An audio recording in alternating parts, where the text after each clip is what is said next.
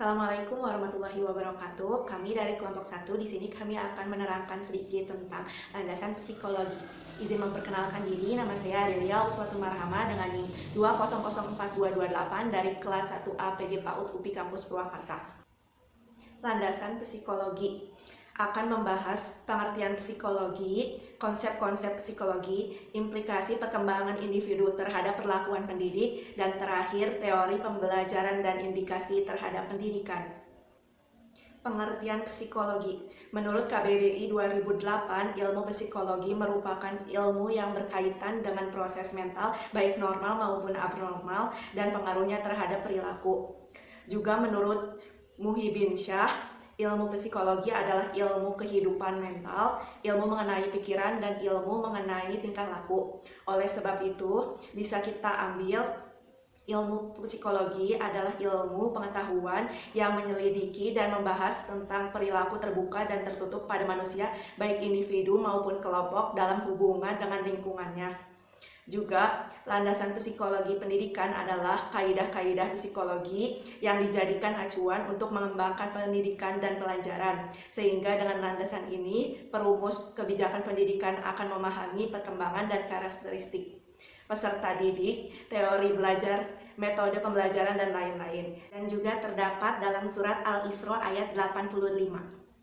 Konsep-konsep psikologi. Prinsip-prinsip perkembangan. Contohnya perkembangan berlangsung sepanjang hayat.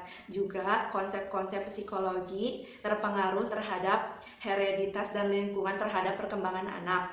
Juga ada tahap dan tugas perkembangan individu serta implikasinya. Itu ada 5. Bayi, kanak-kanak, remaja, dewasa awal, dan dewasa akhir. Juga ada 3 teori faktor yang berpengaruh terhadap perkembangan anak, yaitu ada nativisme, empirisme, dan juga konvergensi.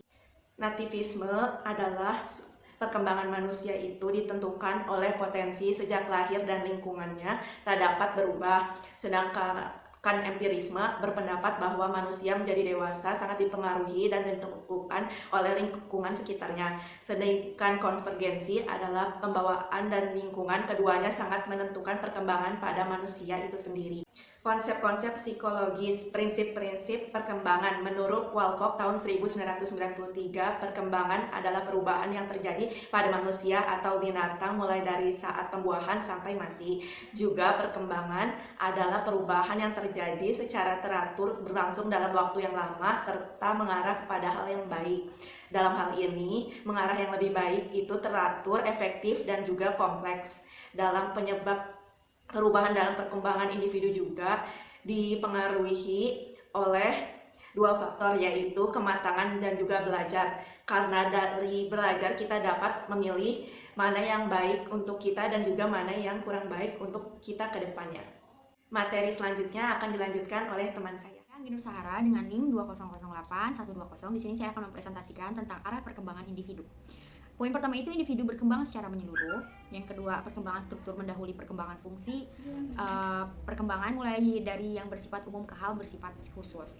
Dan perkembangan mental mulai dari konkret ke abstrak, bergerak dari egosentrisme kepada perspektivisme, hingga dapat mengerti pendirian atau pandangan orang lain. Bergerak dari dominasi kontrol dari luar diri kepada kontrol dari dalam diri. Bergerak dari absolutisme kepada relativisme, bergerak spiral menuju arah tujuan. Di sini ada 3 teori faktor-faktor yang mempengaruhi perkembangan anak. Yang pertama itu ada teori nativisme, yaitu kemampuan yang dimiliki oleh seseorang anak merupakan bakat yang diturunkan oleh orang tuanya. Tokohnya itu ada Arthur Schopenhauer dan Arnold. Dan untuk mencapai perkembangan yang optimal, anak tidak membutuhkan bimbingan dan bantuan dari orang dewasa lain. Yang kedua itu ada teori empirisme, yaitu bimbingan dan bantuan orang dewasa atau pendidik memegang peranan penting dalam membantu perkembangan anak. Tokohnya itu ada John Locke dan G.B. Watson. Yang ketiga itu ada teori konvergensi. 4 prinsip teori empirisme. Yang pertama itu ada asosiasi. Seseorang akan memikirkan atau merasakan sesuatu dalam kaitannya dengan pengalaman yang telah dialami. Yang kedua itu ada pengulangan. Guru hendaknya memberikan latihan yang cukup dengan pengulangan untuk membentuk suatu kemampuan siswa. Jadi guru di sini tuh harus melakukan pengulangan soal atau pengulangan suatu hal kepada murid agar muridnya itu bisa mengerti dan bisa mengerjakannya lagi jika dikasih soal yang bentuknya sama oleh gurunya tersebut. Nah, peniruan. Belajar terjadi melalui peniruan sehingga orang tua dan guru ditunjuk untuk menjadi teladan yang baik. Nah, di sini tuh anak-anak murid itu pasti meniru sikap dan sifat gurunya yang telah diajarkan juga oleh guru dan atau orang tuanya. Jadi, kita sebagai guru atau sebagai orang tua itu harus mencerminkan sikap yang baik agar diteladaninya juga sikap yang baik oleh anak-anak kita ya. Jadi, jangan menunjukkan sifat-sifat buruk di depan mereka karena itu bisa jadi ditiru oleh mereka dan itu sama sekali tidak baik ya jika sifatnya memang buruk dan merugikan diri sendiri. Dan selanjutnya ada ganjaran dan hukuman. Ganjaran yang terbaik adalah pujian, hukuman yang terbaik adalah tidak menyetujui. Menurut saya di sini ganjaran terbaik adalah pujian itu jika seseorang anak melakukan suatu hal dan halnya itu terjadi sesuai hasil ekspektasi yang gurunya bayangkan, itu harus diberikan sebuah apresiasi atau pujian ya. Apresiasinya itu berbentuk pujian atau diberikan sesuatu hal yang bisa membuat dirinya senang dan membuat dirinya itu ingin menjadi orang lebih baik lagi dan melakukan hal yang lebih baik lagi. Dan hukuman yang terbaik adalah tidak menyetujui. Menurut saya di sini jika seseorang anak ingin melakukan hal yang memang akan membahayakan dirinya sendiri atau tidak dalam porsinya itu, seorang guru atau orang tua itu cukup dengan tidak menyetujui itu merupakan udah merupakan sebuah hukuman. Menurut saya seperti itu ya. Terima kasih. Perkenalkan, nama saya Ardita Putri Zakia dengan NIM 2000707K1APY PAUD. Di sini saya akan menjelaskan tentang teori konvergensi menurut tokoh William Strem dan R.J. Haverhouse. Menurut beliau, perkembangan anak ditentukan oleh interaksi, faktor keturunan, dan faktor lingkungan. Selanjutnya, implikasi dalam pendidikan yaitu memungkinkan pendidik untuk dapat membantu perkembangan individu sesuai dengan apa yang diharapkan. Tetapi pelaksanaannya harus tetap memperhatikan faktor hereditas verdict. Selanjutnya ada masa dewasa dari umur 18 tahun sampai umur 20 tahun. Dewasa awal misalnya seperti sudah memilih jodoh, dewasa tengah itu misalnya sudah mempertahankan atau mencapai suatu tingkat kehidupan yang layak atau mapan. Dewasa usia lanjut misalnya menyesuaikan diri pada kekuatan dan kesehatan jasmani. Selanjutnya, ada 3 aliran teori dalam belajar. Yang pertama ada teori belajar behavior atau yang bisa disebut dengan tingkah laku.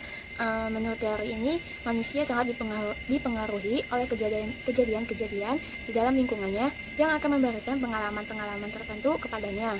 Selanjutnya, ada teori belajar kognitif. Teori belajar kognitif ada setelah teori belajar behavior. Teori kognitif ini muncul dan berkembang atas protes terhadap teori behavior atau perilaku yang telah berkembang sebelumnya. Selanjutnya, teori belajar humanistik. Teori ini juga muncul karena ketidaksetujuan dari teori behavior, yang mana teori ini menganggap bahwasannya teori behavior terlalu kaku, pasif, statis, dan peurut. Selanjutnya, ada perlakuan individual didasarkan pada tugas, ganjaran, dan disiplin. Bersifat ekstrinsik melalui pendidikan, dijabarkan dengan rinci, mengembangkan keterampilan dan menggunakan teknologi. Berpusat pada pengetahuan, keterampilan, dan sikap, berpusat pada guru. Selanjutnya, teori kognitif. Yang pertama ada asumsi. Individu memiliki kemampuan memproses informasi. Kemampuan memproses informasi tergantung dari faktor kognitif yang perkembangannya bertahan sesuai usianya. Belajar yaitu proses internal yang kompleks berupa pemrosesan informasi. Hasil belajar berupa perubahan struktur kognitif. Cara belajar anak-anak dan dewasa berbeda sesuai dengan tahap perkembangannya. Yang kedua ada implikasi. Perlakuan individual berdasarkan pada tingkat perkembangan kognitifnya. Motivasi bersifat intrinsik, menggunakan metodologi yang mengembangkan keterampilan dasar berpikir. Tujuan kurikuler dikembangkan secara komprehensif untuk mengembangkan inteligensi. Materi selanjutnya akan disampaikan oleh teman setia. Nama saya Asa Salmanda dengan 2004771 dari kelas 1 APG PAUD UPI Kampus Purwakarta. Di sini saya akan mempresentasikan tentang landasan psikologis yaitu humanisme. Humanisme mempunyai prinsip implikasi yaitu memahami manusia sebagai suatu totalitas. 2. Metode yang digunakan adalah life history. 3. Mengakui pentingnya personal freedom dan responsibility dalam proses pengambilan keputusan yang berlangsung sepanjang hidup. 4.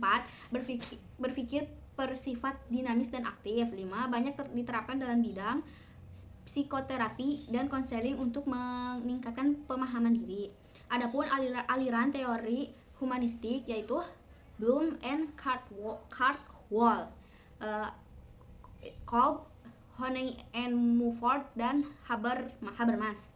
Dan juga ada aliran teori humanistik menurut Bloom dan Wolff, yaitu kognitif, psikomotor, afektif. 4 tingkatan pengetahuan, pemahaman, aplikasi, analisis, sintesis itu termasuk dalam kognitif. Yang kedua, 5 tingkatan peniruan, penggunaan, ketetapan, perangkaian, naturalisasi itu termasuk dalam psikomotor. 5 tingkatan pengenalan, merespon, penghargaan, pengorganisasian, dan pengalaman itu termasuk ke afektif. Sedangkan menurut Kolb yaitu ada pengalaman konkret, pengamatan aktif, dan reflektif, konseptualisasi, dan eksperimentasi aktif. Kemudian aktivis dalam aliran teori humanistik yaitu suka melibatkan dalam hal baru, berpikir terbuka dan mudah, dia ajak berdialog. Kemudian reflektor, berhati-hati dalam mengambil langkah, teoritis, sangat kritis, dan pragmatis, yaitu besar menaruh perhatian pada aspek-aspek praktis dari segala hal.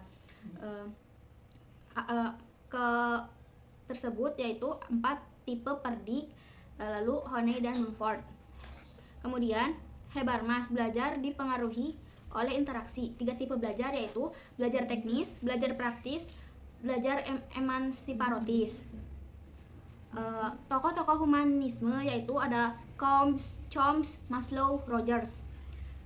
Penerapan teori humanisme. Sekian dari saya. Wassalamualaikum warahmatullahi wabarakatuh. Zahro dengan NIM 2003562 dari kelas 1A PGKU.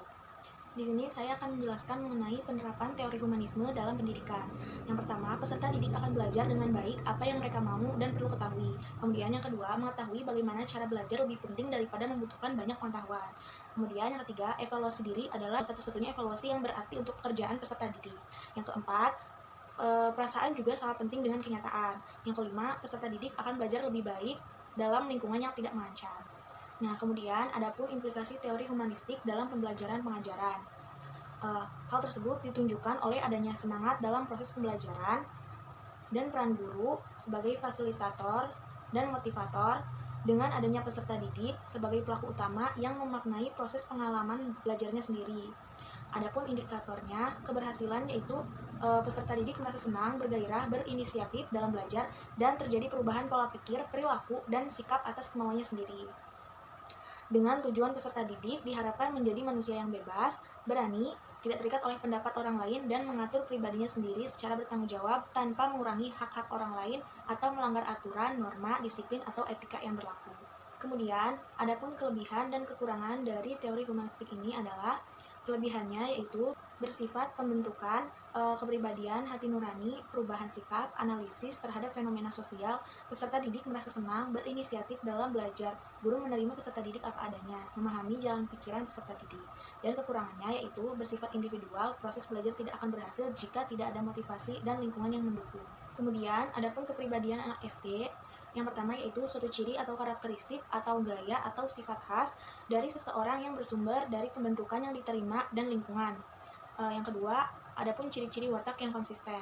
Adapun karakteristik usia anak SD itu egosentris, pembangkang ketika diperintah oleh guru atau orang tuanya, karena menurutnya dia tidak harus melakukannya dan menganggap dirinya selalu benar dalam hal apapun juga, selalu mengeluarkan protes-protes dan selalu ingin tahu tentang hal-hal yang baru mereka temukan, dan mereka akan berkelompok jika pikiran mereka sudah matang. Perkenalkan, nama saya Tika Elzantria dengan nomor induk mahasiswa 2005569. Di sini saya ingin mempresentasikan yang akan dimulai dari faktor-faktor yang mempengaruhi perkembangan kepribadian anak usia SD. Yang pertama yaitu ada faktor internal, yang kedua ada faktor eksternal yang berasal dari sekolah, kebudayaan, dan keluarga. Nah, anak belajar dari kehidupannya. Yang pertama, jika anak dibesarkan dengan celaan, ia belajar memaki. Jika anak dibesarkan dengan permusuhan, ia pun belajar untuk berkelahi. Jika anak dibesarkan dengan cemoohan, ia belajar rendah diri. Jika anak dibesarkan dengan penghinaan, ia belajar menyesali diri. Jika anak dibesarkan dengan toleransi, ia belajar menahan diri. Jika anak dibesarkan dengan dorongan, ia belajar percaya diri. Jika anak dibesarkan dengan pujian, ia akan juga belajar menghargai. Jika anak dibesarkan dengan sebaik-baik perlakuan, ia akan belajar keadilan. Jika anak dibesarkan dengan dukungan, ia belajar menyenangi dirinya. Jika anak dibesarkan dengan kasih sayang dan persahabatan, ia belajar menemukan cinta. Di sini ada 9 jenis emosi dalam mengambil keputusan menurut Jamie V. Conoido. Yang pertama, apathy, yaitu ketidakpedulian. Yang kedua ada grief, kesedihan. Yang ketiga ada fear, ketakutan. Yang keempat ada lust, keserakahan. Yang kelima ada anger, yaitu kemarahan. Yang keenam ada pride, kesombongan. Yang ketujuh ada courageous, yang artinya keberanian. Yang ke-8 ada acceptance, yaitu penerimaan. Yang ke-9 ada peace, yaitu kedamaian. Sekian presentasi dari kelompok saya, kurang lebihnya mohon maaf. Wassalamualaikum warahmatullahi wabarakatuh.